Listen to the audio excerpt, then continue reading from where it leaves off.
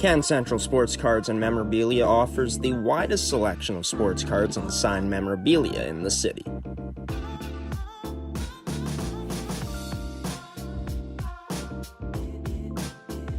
For dedicated casual and new collectors, Can Central Sports Cards and Memorabilia has everything a collector could ask for. Everything we sell is stored with care, and with help from our knowledgeable team, we'll help you find exactly what you're looking for. We carry Upper Deck hockey card brands like Series 1 and 2, the Cup, Ultimate, SPA, and plenty more. So what are you waiting for? Come down to Can Central Sports Cards and Memorabilia, Winnipeg's premier sports cards and memorabilia store.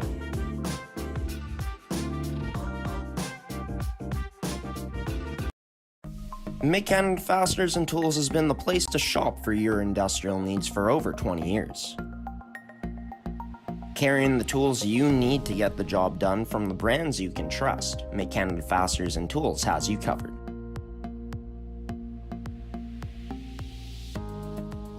Brands like Milwaukee Tool, established in 1924 and on display in our Milwaukee Red Zone, the largest red zone in Winnipeg.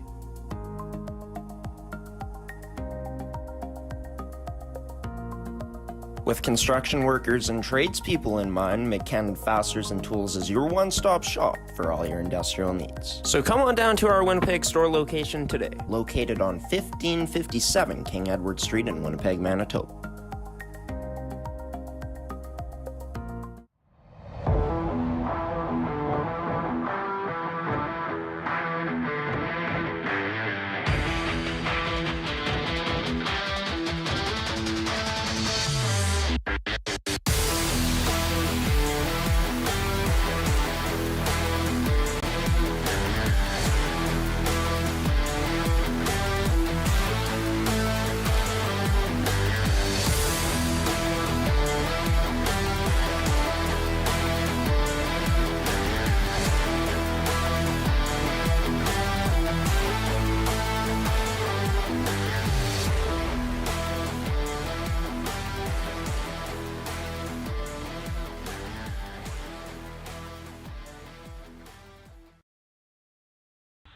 Good afternoon, Manitoba Major Junior Hockey League fans, and welcome into Ep.19, Season 2 of the Manitoba Major Junior Hockey League Podcast, live here on your home for MMJHL Hockey and your home for hockey in Manitoba in general and G-Show Productions on gshow.ca. I'm your host, Graham the G-Show Forsyth. This edition of the MM Podcast brought to you by McKenna Fasteners and Tools.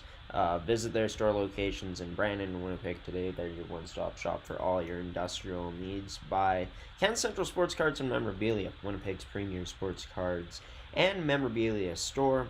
Goaltenders, your goalie's personal video review service, and Terrico, serving Manitoba producers for over 80 years in the agricultural industry. Thank you to them for continuing to support the coverage of everything we do here on G-Show Productions, and more specifically for, just banged into my closet door with my elbow, but yeah, more importantly, as I was trying to say for this episode, supporting the Manitoba Major Junior Hockey League Podcast again for another one. Should be good. We got Scott Wong joining the show, head coach of the league-leading Fort Garry Twins, as we take a look at how Fort Garry started their February schedule with an 8-0 spanking over the Pembina Valley Twisters. If we take a look at the standings now, Fort Garry a point up on Charleswood and Transcona for first in the MMJHL regular season standings. They're going to be taking on the River East Royal Knights in their lone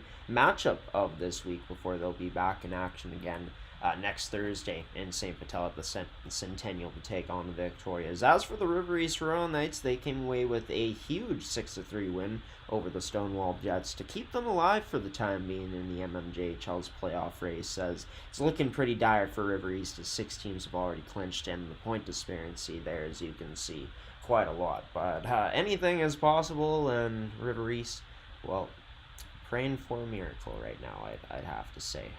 They got to basically win out, and they got to have either the Raiders, Junior Hockey Club, or Stonewall fall in the standings by going on a long losing streak, and I'm not sure if I see that happening. But We're going to keep following along as there's still a month and a bit left here in the season, as there's going to be a few games to start off in March. But as for today's edition of the show, we're going to have Scott Wong joining the show. We're going to take you through stats as well as who got selected to this year's All-Star Game.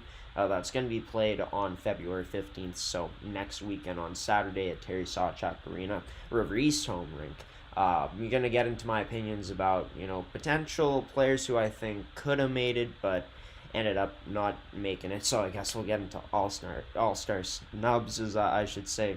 Going to get into my opinion on which team takes home the All-Star game, the championship, or who wins the All-Star game, either way you'd like to phrase that. And gonna go into also a team, or a few teams that I think could potentially go on Cinderella runs, or maybe just one team. I think you'll have to stay tuned to find out here, coming up on the MMJHL podcast. But first, Scott Wong joining us next. Head coach of the first place for Garry Twins, Scott Wong, joining this edition of the MMJHL podcast. Scott, this team absolutely rolling right now, top of the standings in the MMJHL's 2024-2025 season. Also, the team with the longest winning streak currently active right now at 7 in a row. Just take me through what the journey's been like here in your second year behind the bench. Well, like I said, it's last year was definitely a big learning curve for, I think, a lot of us in the group, like including some of the top end players on our team. That everybody needs to adjust to this league, and it's not after coaching high levels of hockey like I have, every league there's an adjustment period. And last year we were a little bit on the younger side, and we were going through some injuries and didn't start the year off the way we'd like to. And this year we kind of came out of the gate a little flat again, and that was a little concerning for me. But we just stuck to the game plan and stuck to our day by day sort of things we wanted to see out of our players, and everybody started to develop their own style of, I guess you could say, their own role. And rest is, we go game by game, Graham. We don't look ahead. We don't look behind. That's my job, but it's their job to just worry about who we have next. Right. And we prepare for that. Yeah, and this team led by Dean Gorshinsky, the captain, leading the league in points right now with 73. Carter Halamandaris having a career year. There's Dino, there's Dean, there's Carter, there's Johnson, there's Matani, there's Pauls, there's both my goalies are playing fantastic right now. Huging, Medwick, Lizotte, Gilberto. I can keep going. Like there's a lot of guys that. Yeah, loaded Twins team. I've said it many times this year. It's the most talented team on paper I've seen in my lifetime, and they've been putting up the results to back that up right now.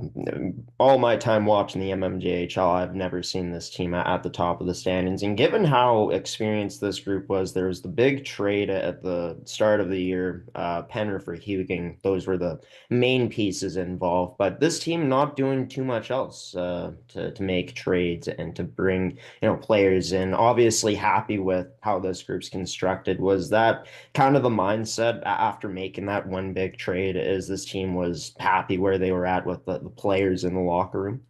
Yeah. I met, like I said, we make every decision here as a team here, not just coaches wise, but ownership wise. And we felt that last year our team was lacking a goal scorer.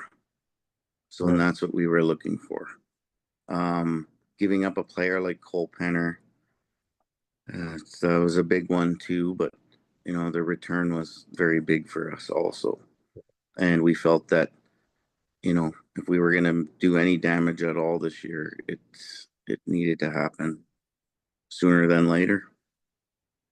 Yeah, and I remember texting you and kind of asking you the question, is this team going all in? And I know at the time you're talking about how the team focuses on the process, and that's definitely done this Twins team very well, given where this team's at in the standings. But, all signs kind of pointed to, Hugan being that big piece that really set this Twins team up well. Talk about the impact that Rylan has really brought in this season, being among, once again, the top goal scorers in the league. Well, Ryland's a natural leader. I mean, he knew the guys coming in very well. He played with them with the Wild and with some of them. That was at AAA, and then at Junior A, he was with some of them with his Junior A clubs, and he knew a lot of this group, and I knew it would be a good fit. And he's a great asset in the dressing room, and he's not afraid to speak if things aren't going his way or the team's way. That's for sure. And sometimes that's okay. Sometimes you just, you know, give him a little pat on the back and say, we'll get it, we'll be fine. But haven't had to do that very often this year. These guys are rolling right now, like you said. Like I'm not expecting to win every game. It's not your intention as a coach. Um, your intention is to get better. Like I told you at the start of the year, it's a process, and it still is, Graham, part of the process. This is just a stepping stone. This is our season, and that's going to be over shortly. No matter where we end up, it's going to be over shortly. We're hoping to hopefully, retain one of the top spots. That's obvious. I'm sure Charleswood and St. B and Transcona are wanting also. They're great teams too. I mean, it's could be up to anybody. Yeah, a lot of great teams this season in the league, like you just said, those being among those teams. And then we got teams like if they can find consistency in St. Vital, St. James, of course, has gotten better as the season's gone along. Oh yeah. Very exciting as the season's going along to see how many contenders there truly are this year, not just a clear-cut favorite as we saw last year with St. James being a heavy favorite there. But yeah, in terms of, obviously like once playoffs come, seeding doesn't really matter. But knowing that this team throughout this win streak and really ever since that shootout win against River East have found different ways to win, whether that's blowing out teams or winning in close games. How huge do you think, with this being a part of the process, this is going to be potentially down the line once playoffs come and, not every game is going to be, an easy cakewalk out there. Every game going to be pretty Not tight. even to this point, Graham. It's not like Stonewall took us to the brink last week, and you know they played well. Did we? Well, I mean that's my opinion, but I know we can be better than that. But that's on any given night. That's the way it is. It was like that last year. You know, like I said, I'm the guy that'll dwell on the past. I want my players just focusing on what goes on. But that was one of the things last year too is consistency. And you know, on any given night, anybody could beat anybody, and I'm starting to see that here again too. Yeah, but I mean, just going back to that point, this team's been able to beat good teams in close games. How huge do you think that is for this group to be able to get that experience like this as the season continues to go along, showing that they're able to do that? I think going into the playoffs that'll be a huge thing to carry on your back is being able to um, find ways to um, find ways to do it. And good teams, we've seen it through pro hockey or wherever we played or whatever's gone on. Good teams always find a way to win. And, some days it doesn't happen that way. That's why they're best of seven series. Some days they do. So, you know, Yeah, and of course, this Twins team last year bowed out in 6 games to the St. Boniface Riels in the first round. Speaking of that, this organization hasn't been able to make it out of the first round in over a decade at this point. Given that this team has the talent, I mean, on here, I've brought up at points because this Twins organization has gone through so many coaching changes throughout the years before your time being here, Scott. And given that this team has the talent this year, knowing that for you, it's about looking at ways to keep this team, I guess, motivated and finding the best situations to put your players in. How much, I guess, pride do you take knowing that this could be the year if you're able to do your job, you and the other coach and staffs and the other players or all the players on the team are able to buy in that this could be the year this Twins team could go on a run? Yeah, I mean, it's obviously something we've discussed as a team. Um, I think that even after this year, providing whatever the outcomes are, we're still going to be okay. We have a pretty we have a pretty solid nucleus, and the recruitment's been going quite well. But I mean, we were all in from the get-go. That was our goal from the start. We wanted to see how we would fare against, the top teams, and to me, that's the top 8 teams in this league. And I mean, we're right in there, so we give ourselves every opportunity, just like the rest of the teams do. I mean, it's going to come down to, I guess, you know, um, health's a big thing when it comes to the playoffs. You got to be healthy. You got to be in the right mindset. Um, Sometimes it works out for you. Sometimes it doesn't. And No, sure. it's, I don't want to sound like O'Shea here from the Blue Bombers, but we've been down some guys throughout this season at given points, but it's kind of the next man up theory.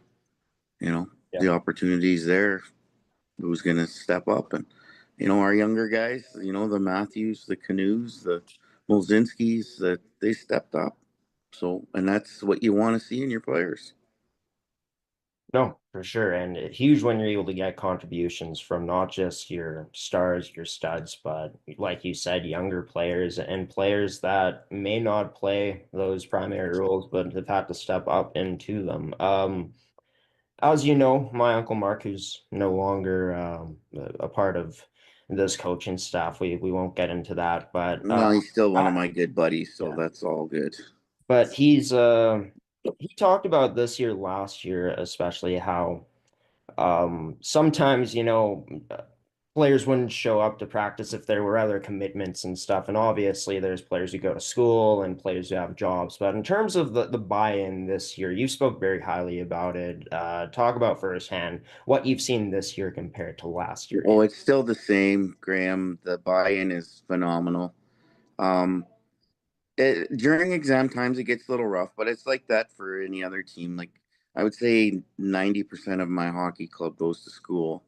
So exam times are a little tough, but we juggle around it. And some practices are still, but they try to commit once a week, and they've been doing so very well this year with that. So, and that's another big difference too, being able to practice together with your units and work on things. And, you know, the guys have bought in. So I'd like to see it continue.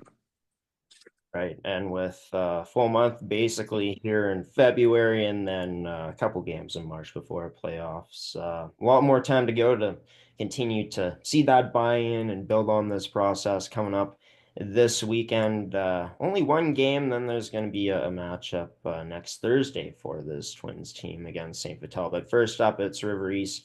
Knowing that this is a non-playoff team, still an important game, right? Needing to get these crucial 2 points, Do given how you, tight the race is in the no, standings. that's true. Uh, Talk about, yeah, I guess this opponent, River East, Do coming. you have your computer like open there right now? Like I have do, a yeah. look to see when the last time this team lost in regulation was. I know the answer, but I haven't even told my players yet. They can watch this to see it. For your team, right? Yeah, Uh, when we actually lost a regulation game. Last time this team lost a regulation game was back on December 6th. That's not bad. Yeah, pretty good. Pretty darn good. Of course, there was that loss against the Charleswood Hawks Charles Wood, yeah. out, but not in regulation. Definitely a lot of consistency. Do you expect that to continue against River East, even though this is a non-playoff team right now, or will be a non-playoff team? It's our focus is status quo. Nothing's gonna change. We've been taking the last few weeks, including going into the next couple, getting playoff ready and setting some different things up that we'd like to see during in-game, and you know, kind of going through some videos to see who we might be matching up against. That's about it. Yeah. That's about it. Yep. And We got our first annual fishing derby this Saturday, so that should be exciting. right on. There's Excited. about 40 of us going out to the Red, so we'll see how that goes. Well, should be fun to get some ice fishing in there for sure. Ahead of a pretty tough month on the schedule, tough Oh, opponent. it's going to get tough, yeah. Yeah. But last question I guess I'll have for you here, Scott. This team's been so good defensively, as good as this team's been offensively this year. Obviously, Alex Pauls has been a huge part of that. This team has 6 All-Stars as well. We haven't even gone into that. Leading the way, of course, Dean Gorchinski, Hal Mandaris, but then Sam Matani also in there. And then, the 3 others that I don't remember off the top of my head. Johnson. Have it up. Balshaw. Johnson. Let's not forget Balshaw. David He's a Balshaw as well. sniper too, yeah. In that. And yeah, just so many great players selected. But yeah, talk about, I guess, how huge that's been too. This team been able to be so good defensively, as well as touching on the All-Stars. Well, I think our focus this year has been more on our defensive side of the puck. We have, and that was the one thing about having a team that was so, we had so many heavy returns, is that we could take our focus on what we worked on last year and add to it. And that's what we've done. We've added to our repertoire, shown them a few different looks and shown them a few different locks and stuff that we'd like to see here and there in the ice. And we also know where the boys are comfortable and where they're not. So, I think that's a big thing for this hockey club. And like I said, from the get-go, when I took this team over, I wanted to see a better buy-in from players, showing up for practices and games and consistency. And I also wanted to see, if you want buy-in as a program, you got to have consistency from the top down. And like with Jack and Gord and myself and Trevor, and I think we've done a pretty good job in kind of turning things around here, and hopefully for the future. And head coach of the Fort Garry Twins, Scott Wong, joining this edition of the MMJHL Podcast, talking about, just the Twins' journey this season. And he very much likes to use the word process, and they've been going through their process really well this season, especially really picking up things since, the start of December back in 2024. This team, as mentioned, the hottest team in the league right now with 7 straight wins. They also have the most players out of any team that are going to be going to the All-Star Game, which will be happening next Saturday, February 15th at Terry Sawchuk. We're going to be diving into that and, the things surrounding it, involved in it, coming up later on in the show. But first, got to show you the standings again. Fort Garry, the first place team in the league. They, of course, will only have 1 game this weekend coming up, and then they'll be back in action coming up on Thursday next week against St. Vital Transcona, with an opportunity tonight to jump over Fort Garry in the standings if they're able to defeat the St. Vital Junior Victorias in a game which will be able to be seen here on the G Show Productions YouTube channel. You can also check it out through our website. I know a lot of viewers that we have here that tune into MMJHL Game Day live streams tune in via the MMJHL's website watch links that they post on their site over there, but they haven't updated it for February as of yet. So be sure to just check it out through G Show Productions on our YouTube channel, or you can get to our YouTube channel by visiting gshow.ca. Want to get into the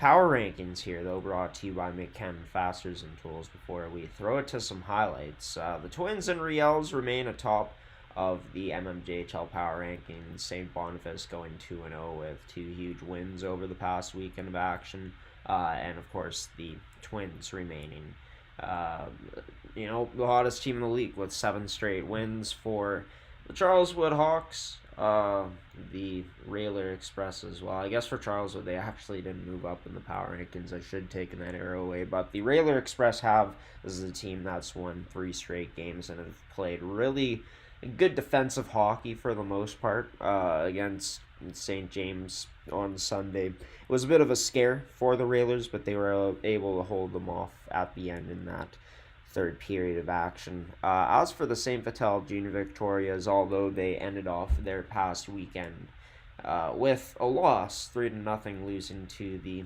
Charleswood Hawks, I think for St. Vital, them coming away with a battle of a victory in a battle of the game against the St. James Junior Canucks on the Thursday warrants them jumping up a few spots, given that the Raiders Junior Hockey Club and the Junior Canucks both went 0-2 this past week, and I guess for the Raiders 0-3, given that they played last Wednesday as well. As for Stonewall, not moving down between them and the River East Royal Knights. The Royal Knights came away with a huge 6-3 win against Stonewall, but I just feel like Stonewall, given that they gave the Twins a test, only losing to them in a shootout on Friday, and given that this team's been a lot better overall than the Knights, if the Knights end up winning another game in here, which would come against the Fort Garry Twins most recently coming up, that could warrant them jumping up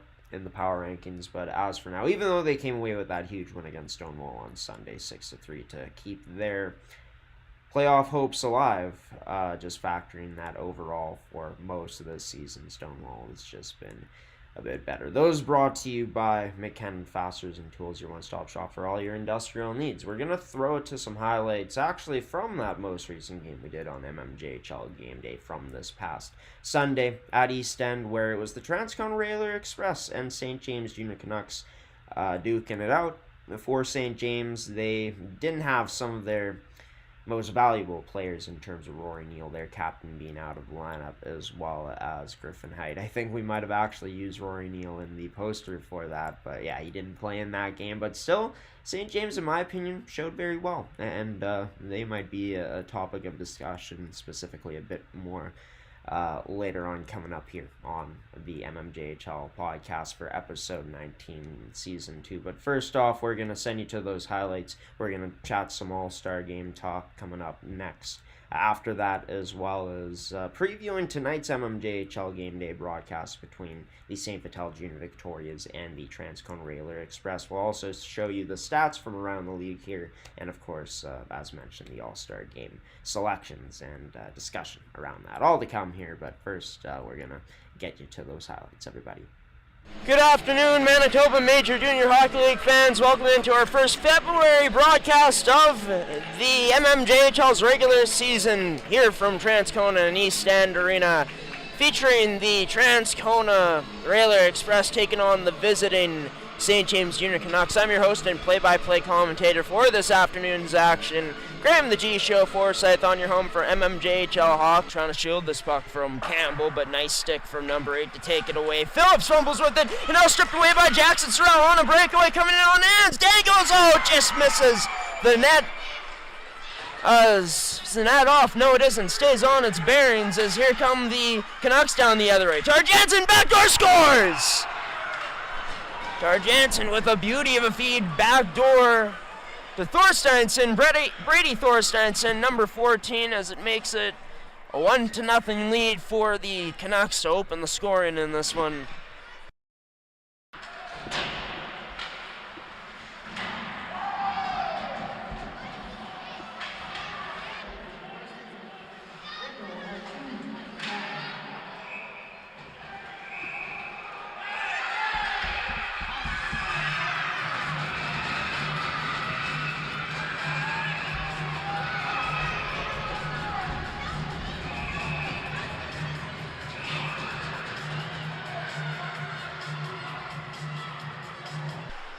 As Vandenbush tries sending this down low, but couldn't. Kicked and held in by Bruchansky as he works to the middle of the point. Tipton scores! Bruchansky throws it towards the net, where I think it takes a double deflection Last off the stick of Evan Chudley, as he ties this game up at 1 apiece for his Railer Express squad. 20 seconds remains on this 5-on-3. Worked across. Bruchansky gets it right back. Back over to Larkins, into the slot, rebound there, scores! It's 2 on the afternoon for Chudley. That's 2 unanswered for Transcona as they take their first lead of the afternoon in last year's MMJHL Championship Series. Right now, looking to kill it off for the St. James Canucks. This power plays that shot. Fanned on backdoor, scores! Or not backdoor, rather cross ice pass to the left face-off circle to Trey Sullen. Defending him well was Campbell. Up the boards to McClure goes as he passes this up off the skate of Vandenbush, and now on stride, scores! It's the captain who gives his Railer Express a bit more separation on the scoreboard. 4-1 they lead with 9:16 remaining. Then all the way out, this goes 4-on-2 developing over to the slot for Grindle. Behind the back pass to Goodbranson, backdoor pass put away by Magnum Grindle, and there we go for the Canucks. Striking for the first time on the power play this afternoon. Thanks for being with us this Sunday afternoon, everybody. This was the first game, of course, that was on the schedule. As this backdoor scores! Grindle again finishes off a pass, this time from Romanek. And all of a sudden, the Canucks within 1 in this one. Nice job to cut through the D there and to make his way through. Vandenbush chips it to himself and makes it all the way down. Coming back, good Branson. Vandenbush turned aside by Enns. With 10 seconds remaining, the Railer Express just send this down. Getting on it first is Johnson. Do we see one more chance here? One more shot as Johnson tries to turn and fire. Huge hit on Charlie Jansen by Kyle Todoruk. 17:15 the time remaining, 39-17 the shots in favor of Transcona. Is unable to hold the line off of that face-off win. As Warfel, the boys taken out hard by Whiteman. 16 had him lined up and delivered the blow. There's been some times where they've had to just let these teams play. There's been a lot of calls that have been warranted, but some of them a bit weak. And this one is shot enough to Angles, pass to Sullen, turned aside by Enns. This draw won by the Railers. That quick one-timer off the draw that they love to set up. Backdoor now, deflects in front, just off the stick of Turner wide. Tries to send this down low, but cut off by Phillips. Up the middle to Romanek. How's good Branson heading in that Romanek. Nifty dangle from 11. His shot turned aside. There's a bunch of commotion on the ice right now. Trent Thorsteinson, a little nifty move to cut through. He pulls up, off the iron. Thorsteinson goes so close to tying this one up after his team was reeling then. So can Grindle be big time again? He does. Good Branson tried to poke it through again, but couldn't. And now it's Vandenbush. He'll look to skate it in. Vandenbush makes his way through, and number 2 for 22 on this Sunday afternoon puts his Railer Express back up by 2 to officially seal this one away, I'd say, with 13.7 seconds left. Can Central Sports Cards and Memorabilia offers the widest selection of sports cards and signed memorabilia in the city.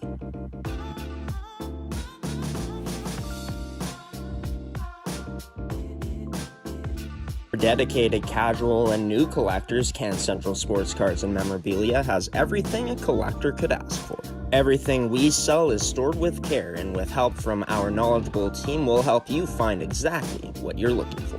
We carry Upper Deck hockey card brands like Series 1 and 2, The Cup, Ultimate, SPA, and plenty more. So what are you waiting for? Come down to Can Central Sports Cards and Memorabilia, Winnipeg's premier sports cards and memorabilia store.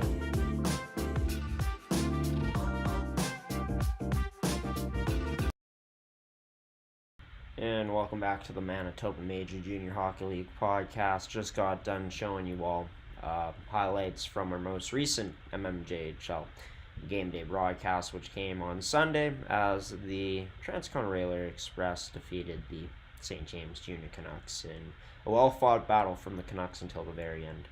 down 4-1, made it 4-3, but couldn't do enough to beat a very good Railer Express team who is going to be in action tonight on the network. The MMJHL, still waiting on them to update our February schedule into their website to incorporate it there. But yes, we will have MMJHL game day tonight between the Railer Express and the St. Vital Junior Victorias.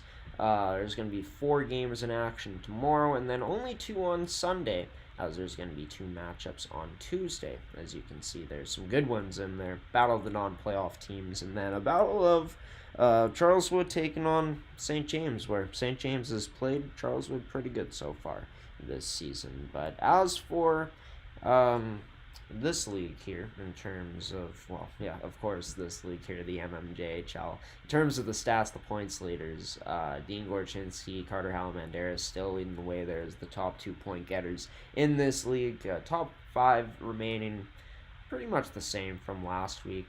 Goaltending leaders, Keegan Gordon now up to 21 wins on his season. Michael O'Sullivan improving to 14 wins most recently in a loaded Riel's goaltending room, where, by the way, Michael O'Sullivan, Alex Pauls, and Keegan Gordon all All-Stars this year. Same with Gorchinski, Halamanderis, Ruben Neal, and Connor Davis, as you can see there in the top 5 point leaders. And for goal leaders and assist leaders, Rylan Netraduke also named an All-Star, as he still remains in the top 5 of assist leaders. Rubini, a goal away from hitting 30, which would be the second year in a row he would do this, as he finished with 35 goals last season. But let's get into the All-Star Game selections, as didn't end up updating the screenshot, but the lineups have been posted, and these are how the lineups shake out. It is Team White taking on Team Blue at Terry Sawchuk next Saturday night at 7:30 p.m. The Railer Express coaching staff and the Hawks coaching staff end up getting the nods to coach in these All-Star games. Congratulations to Derek Gagnon and the rest of his Railer Express staff, as well as Dylan Smith and the rest of his Hawks staff, on getting awarded, being able to coach in this year's All-Star Game. As for how the teams are split up, as for Team White, they're made up of the Fort Garry Twins, the Transcon Railer Express, the St. Vital Junior Victorias, and the Raiders Junior Hockey Club, along with the River East Royal Knights. Since this is a 10-team league, they split up into 5 teams. They did it pretty evenly, in my opinion, as the top 4 teams are split up on these 2 different teams, as the Charleswood Hawks and St. Boniface Riels highlight Team Blue, the Stonewall Jets and Pembina Valley Twisters and St. James Junior Canucks round out that team. The team with the most All-Star selections, as mentioned, the Fort Garry Twins with 6. As for the team with the second most All-Star selections, that ends up being the Charleswood Hawks, as they'll be bringing 5, along with the St. Boniface Riels, as they're also tied with Hawks with 5 players that will be participating in this year's All-Star Game. But in terms of the notable All-Star snubs, because there's always, maybe players that were deserving that just didn't quite crack the list. But yeah, as we get into that, in my opinion, I think the biggest snubs are definitely for sure. Like, the Hawks have some very good players going in Matt Carlson, Elliot Lewis, and Kalen Reynolds. Parker White, a good pick as well on the back end. And Keegan Gordon, I mean, he's the wins leader in this league, right, with 21 wins, and he's been pretty darn phenomenal in that net for the Charleswood Hawks. But it's tough for me to see Cole Penner, not making it, being that he is the Hawks' leading scorer this season in terms of putting up the most points. Other notable snubs, I think Nathan Turner, who's top 5 in the league in goals, as well as a guy like Rylan Hugan, who is among the top players in this league in goals as well. But at the same time, I mean, the players that end up going on the Fort Garry Twins, very deserving, especially at forward when you're talking about Gorchinski, Halamanderis, and getting some love for David Balshaw as well, right, who I think flies under the radar sometimes on this Fort Garry Twins team and has been an instrumental part of their top 6 this season. For Fort Garry, they also end up having their top two defensemen being named to the All-Star game, and Ethan Johnson, as well as Sam Matani. And then you take a look at Alex Pauls, right, who's one of the best goaltenders in this league, that also gets named. So there's been a lot of good players that are named here, and I think all the players very deserving on being named. It's just tough when also, players that could have been going end up just missing out potentially.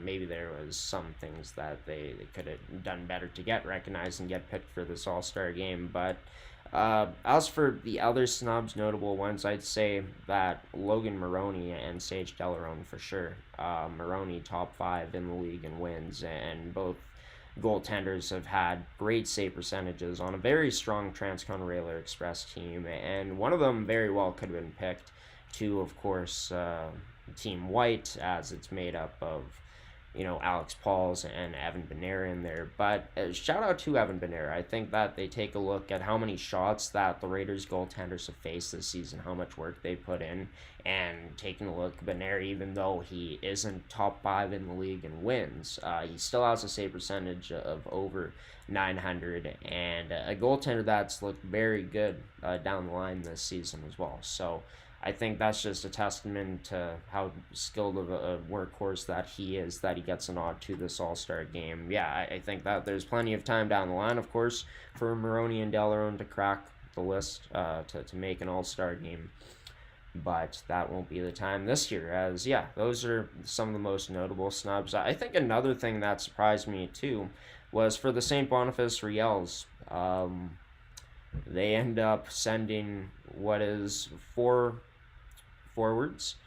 Actually, them and the Twins have the most players. I'm looking at this now. I ended up missing one, as the Riels also send 6, as they got 4 forwards going, a defenseman in Mike Hepner and Michael O'Sullivan, as we will bring up the list once again. But what surprised me the most is, I think that the Riels could have sent another defenseman when we take a look at their team. Evan Lambert's been really solid this season in his rookie year. Kalen Reynolds has been an impactful player.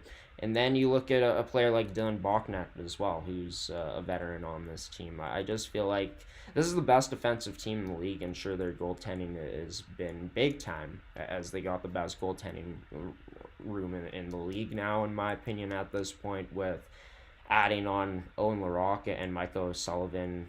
He's had the better number out of the original tandem on this team, out of him and Zachary Dominico. But I just feel like, given what I'm going to talk about next, this team, as good as their forwards have been, I would have liked to see them send another defenseman to keep it a bit more balanced. Maybe that would have opened up some more room for a forward who did miss out to end up making it in, like a Cole Penner, right?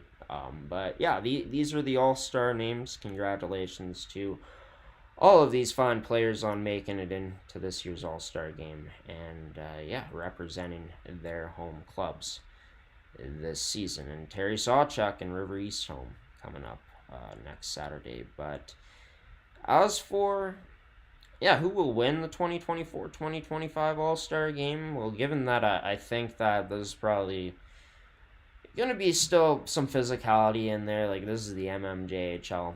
We see fights almost every single game, and there's going to be a competitive atmosphere, I think, in the building. Players who are going to want to prove themselves against the league's best. This isn't like the NHL's All-Star Game, from my knowledge, where they take it more easy. But as for who I think will win, I think on paper, Team White has an advantage, given that, one sec, actually. Yes, Team White has an advantage, Riels, Hawks on Team Blue, but Team White has 6 regular defensemen that are going on paper, compared to Team White, who has very good defensemen, but only 4 natural defensemen on this team on paper. Both teams have X factors, though. When you look at Team Blue, the likes of players like Rory Neal and Peyton Bateman on the Stonewall Jets, the players on the Riels who've been electric so far this year, Griffin Height, Goodbranson on the Canucks have shown that they can make big things happen in big situations. And then for the Charleswood Hawks, right, Matt Carlson, Elliott Lewis and Kalen Reynolds, who is a heavy forechecker. Then you look at the game changers on Team White, and top 2 point getters in the league, the top 3 point getters in the league, in fact, and one of the best game breakers in the MMJHL in Tyler Rubini.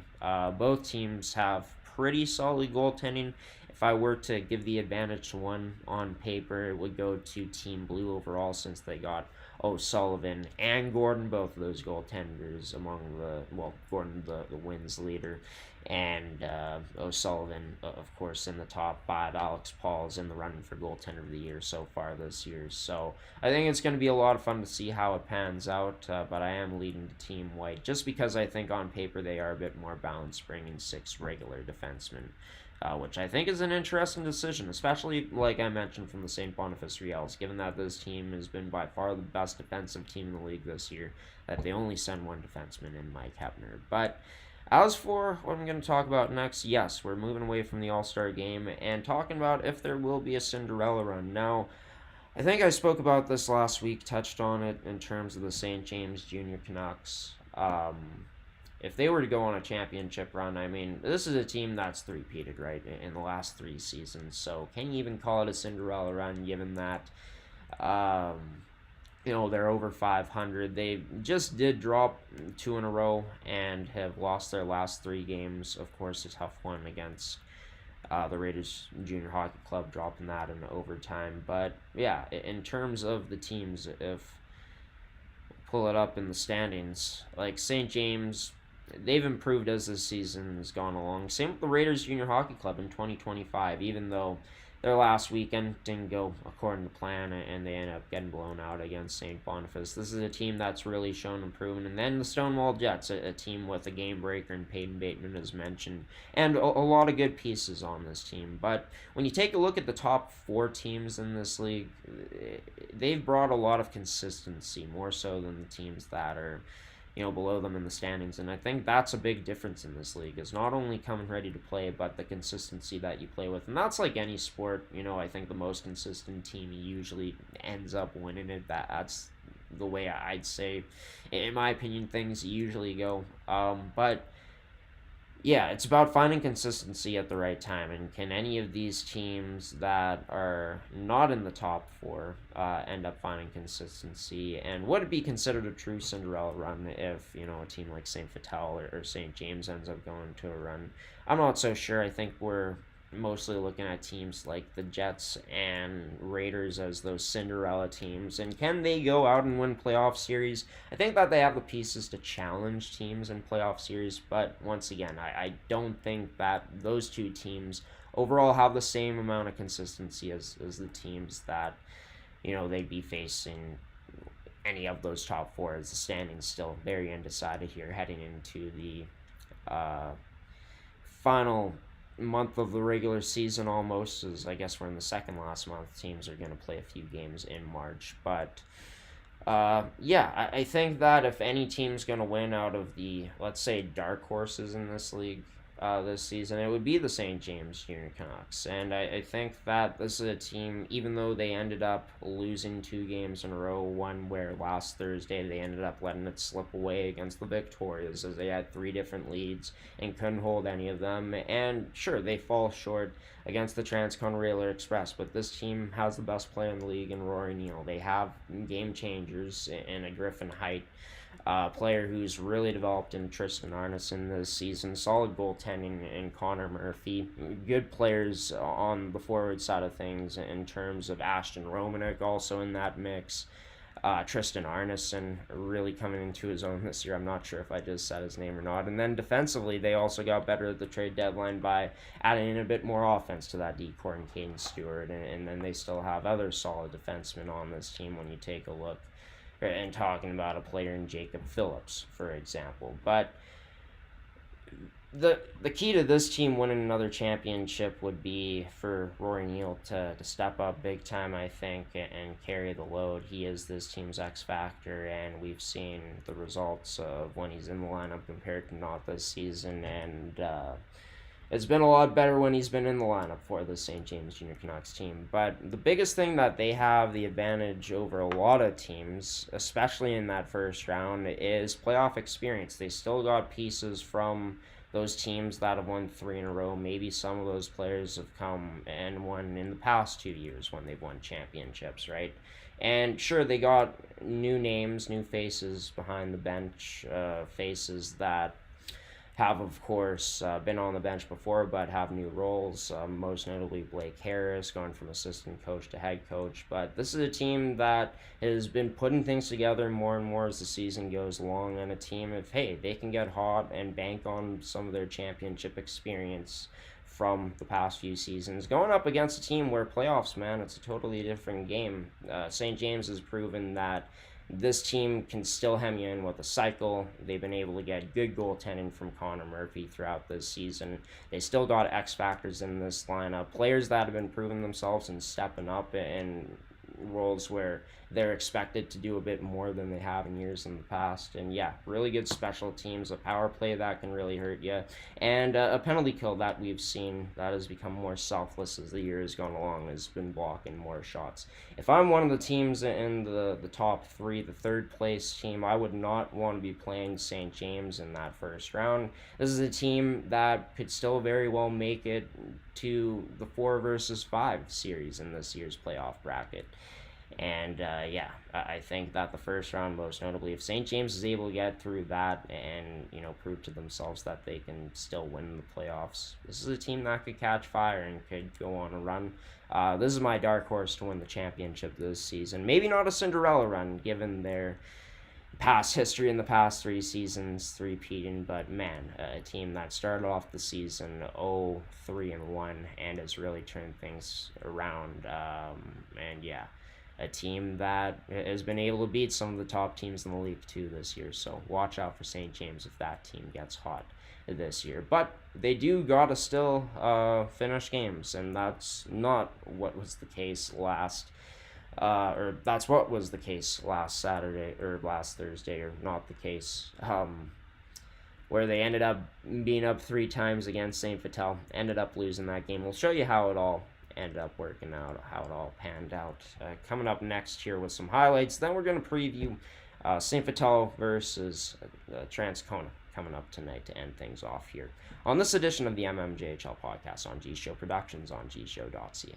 The St. Vital Junior Victorias play host to the St. James Junior Canucks. I'm your play-by-play commentator and host for tonight's edition of MMJHL Game Day, Graham, the G-Show Forsyth, on your home for MMJHL Hockey on G-Show Productions on gshow.ca. We're brought to you by Can Central Sports Cards and Memorabilia, Terrico, Mid-Canada Fasteners and Tools, and Goaltenders.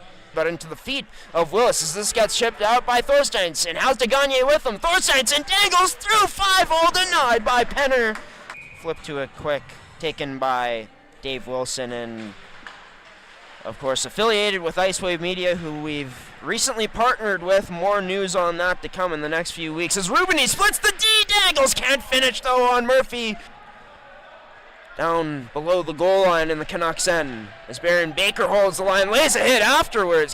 Lernton setting up an interview, trying to with Connor Davis for this week's edition of the MMJHL Podcast. He's going on vacation, so they will be out without him for a while. Good Branson snipes to get things going. That's who number 17 is tonight. Thought it was. They have it down as Salamacha on the game sheet. But it is in fact Good Branson as this sent all the way down into the Victoria zone.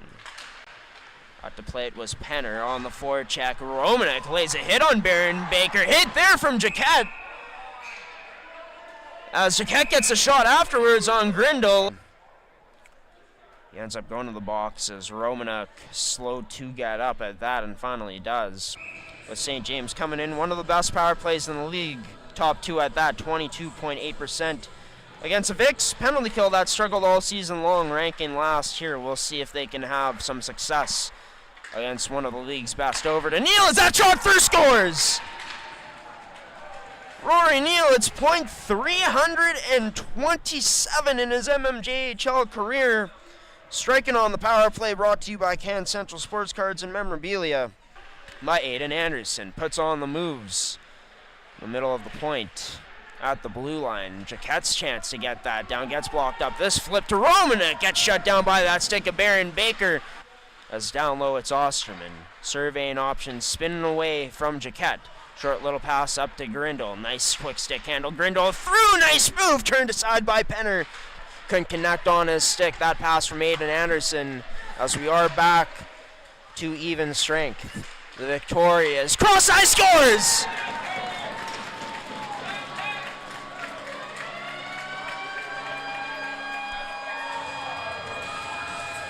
Whipped around the boards. It's around to Arneson as he fends off the stick check from Gilson, and a 2-on-1 develops. Is over to Hyde. He unloads. Oh, coming across to make a great save was Penner, sticking out that left pad wide of that right corner as Romanek whips us out up ice, cross ice. But it's stripped away by the Vicks. Kobe Edwards has Rubini with them, scores! That's 2 for number 9, Captain Victorian Tyler Rubini, as he gets this game back even. Double minor here. The Victorias. 4 minutes on the penalty kill coming up. Phillips works this over to Neal, gets it back up to Phillips. Back to Neal. That blast scores! Well, the St. James captain, seeing what Tyler Rubini's done in this game with 2 goals for himself, he adds on his second goal of the game. That was good Branson, who circles up to the point. Phillips feeds this through the skates of Victoria over to Neal. Back across to good Branson, who scores! What a rip there from number 17. He has his second goal of the game to regain this 2-goal lead that St. James had heading into the period. Victoria's going to have to find another gear in their game. Going to have to elevate in this one. Even more so. Maybe here's this up to Anderson. In on Murphy, but Murphy denies him on that save. Jaquette right back into his own end to pick up this puck as he feeds it up to Anderson. Has a man heading to the net to Gilson. Scores!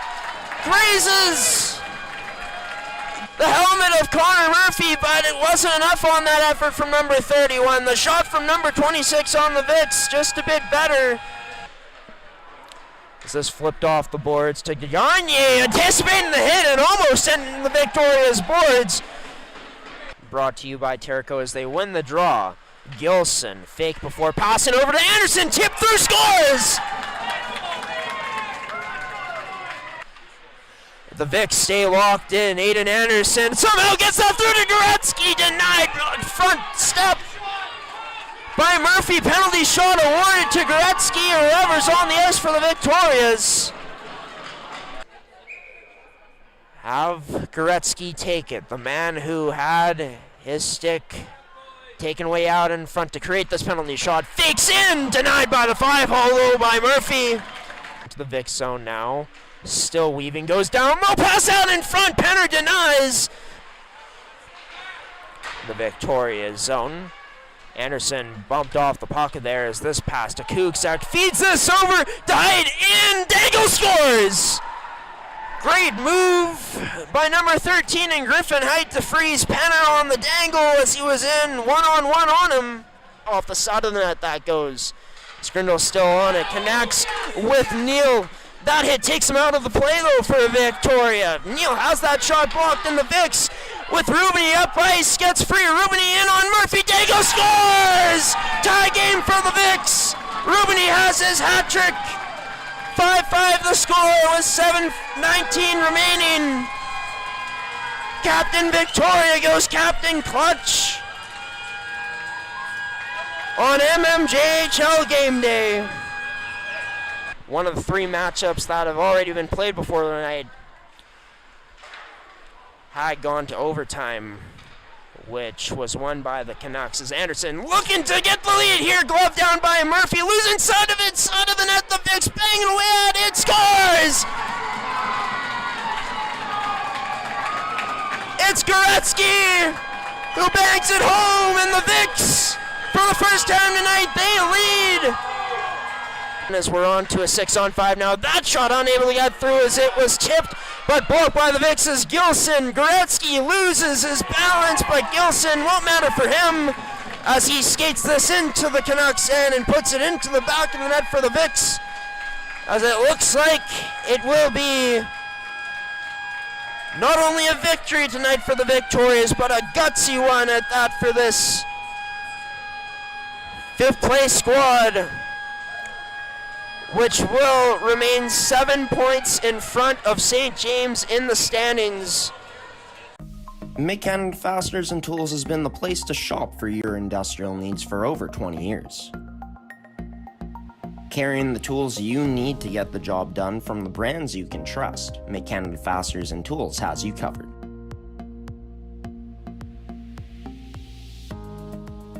Brands like Milwaukee Tool, established in 1924 and on display in our Milwaukee Red Zone, the largest red zone in Winnipeg.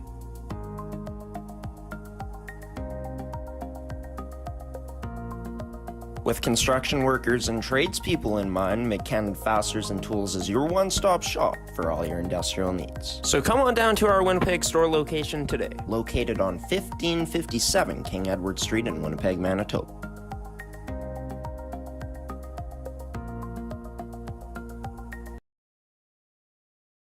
And welcome back to this edition of the MMJHL Podcast. We're not going to keep you much longer here, but want to just break down what's to come here on the network tonight, as well as previewing what's to come here on the network tonight in this game specifically. As we take a look at the start of this week's schedule, MMJHL Game Day is going to be live tonight at the Centennial at St. Vital Arena, as the Victorias and Transcona Railer Express take on each other for the final time here in this 2024-2025 season. This could end up being a first-round playoff series, or, these two teams could not face off against each other again, depending on where Transcona finishes in the standings. St. Vital looks like they're on track to finish in 5th here, as we'll pull up the standings. They got a bit of a cushion on St. James, but with 2 more games played, St. James could have a bit of an advantage if they can start to roll again here with 10 games left in their season compared to St. Vital's 8 games remaining. As for, all of these teams, they got players in the top 5 of stats leaderboards brought to you by Can Central Sports Cards and Memorabilia here. In terms of St. Vital and Transcona, they both got top-end goal-scoring talent. St. Vital led by Tyler Rubini, Nathan Turner leading his Transcona Railer Express in goals so far this year. St. Vital is going to be without Rylan Netchwaduke once again tonight coming up, so that's a huge blow to them, but they were able to come away with a huge victory last Thursday night without him in the lineup. Didn't fare so well on Sunday. We're going to have no MMJHL Game Day games for you this weekend coming up, since we're going to be broadcasting 3 games straight of MFHL content, as the MFHL's regular season is going to be wrapping up this weekend. Playoffs are also making this a bit of a lighter month, as this is our full MMJHL Game Day schedule. We got 6 games remaining. We did win on Sunday with the Railer Express and St. James Junior Canucks, of course, but yeah, full game schedule is available on gshow.ca. Shout out to Val Catelier Photography for supplying that photo of Connor Davis. But yes, as for this matchup tonight, St. Vital and Transcona has been doing a lot more winning as of late, as the start of 2025 for them. It didn't go the way I think they planned, losing in some close games, but starting to win again. 3 straight wins coming in. St. Vital 2-3 in their last 5 games. Both teams, as you can see, have some good top-end talent. I think Transcona a bit more stacked in terms of their top-end numbers. As we can see, there's so much depth on this team more compared to St. Vital, but St. Vital, they've had players that have proven they can go out and get the job done in terms of some rookie talent, in terms of Kobe Edwards scoring some huge goals as this year has gone along. This team's been able to employ different players throughout their lineup in terms of Lucas Gilson, who's been special to watch when every time we've seen him on the network so far this year. And I think both teams, obviously Transcona has great goaltending, but Ethan Penner for St. Vital has proven that he can stand out and make a difference in games. As for the keys to this game, though, tonight, in terms of what both teams got to do to give themselves the best chance to win, I think starting off with the road side in Transcona, big part is going to be shutting down Tyler Rubini's line, right, and making other top-end talent beat you, trying to contain him as best as you can. It's always easier said than done. Rubini's a point per game against Transcona as well so far this year. I think another huge thing for Transcona in this game, obviously capitalize on your special teams opportunities, as in their most recent win against St. Vital. They ended up putting up 3 goals, and all of them came on the power play. And of course, St. Vital, they do have the worst ranked penalty kill in the league and have ran into some penalty troubles in games this year, as they have the 3rd most penalty minutes taken in the league. So that's definitely something that Transcona is going to want to take advantage of, since they got such a high-powered power play. But another thing is, I think just the game within the game is taking away those stretch passes in the neutral zone for the Vics. They have a lot more success transitioning when they're able to connect on those stretch passes, and have been able to burn teams a few times on them so far this year. So yeah, I think those would be the biggest keys of the game tonight for Transcona, as well as just finishing on your opportunities, as we've seen this team a bit snake-bitten at times. That hasn't been the case in the past few games, as they put up 95 shots 3 games ago against River East. Over 50 shots, I believe, in the last 2 matchups, 54 shots on Sunday against the St. James Junior Canucks. As for the Victorias, right, like, obviously Rubini looking to step up big time in this matchup. I think this team needs to do their best to try to stay out of the penalty box. Don't get sucked into the head games that your opponent could play with you. And yeah, just don't take any stupid penalties. I think that'll put you behind the 8 ball. Scoring the first goal is going to be huge for St. Vital as well. Because, yeah, Transcona has struggled way more when they give up the first goal compared to when they don't. They have a higher likelihood of winning so far this season. But, yeah, I just think for St. Vital, up your game as it goes along and make the adjustments necessary. If the stretch passes aren't working, don't force it, right? Try to take care of your own end first as best as possible. You might have to rely on some big-time goaltending tonight.